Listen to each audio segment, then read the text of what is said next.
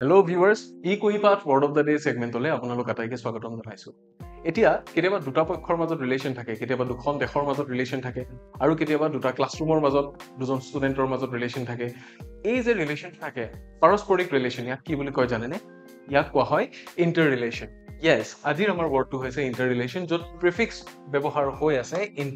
ইণ্টাৰে between বুজায় বা মাজত থকা বুজায় ৰিলেট মানে হৈছে to bring back or to connect কাৰোবাৰ লগত কানেক্ট কৰা আৰু সাফিক্স লগ হৈ আছে on তাৰমানে হৈছে ষ্টেট অৰ ৰিজাল্ট অফ অৰ্থাৎ ইয়াৰে মিনিংটো যদি আমি চাওঁ মিনিংটো হৈ যাব মিউচুৱেল অৰ ৰিচিপ্ৰকেল ৰিলেশ্যনশ্বিপ ৰিচিপ্ৰকেল মানে হৈছে দুয়োফালৰ পৰা সমানে একে নিচিনাকে থকা ঠিক আছে আৰু সেন্টেন্সত যদি আমি ইউজ কৰোঁ তেতিয়াহ'লে সেন্টেন্সটো হ'ব এনেকুৱা ধৰণৰ দে ষ্টাডিড দ্য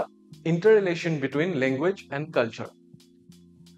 সো আপোনালোকে আমাক কমেন্টত জনাবলৈ নাপাহৰিব আমাৰ আজিৰ ৱৰ্ডটো চাই কেনেকুৱা লাগিল লগতে কুইপাথ ৱৰ্ড অফ দ্য ডে ছেগমেণ্টৰ আৰু ভিডিঅ'জৰ কাৰণে আমাৰ চেনেলটো চাই থাকিবলৈ নাপাহৰিব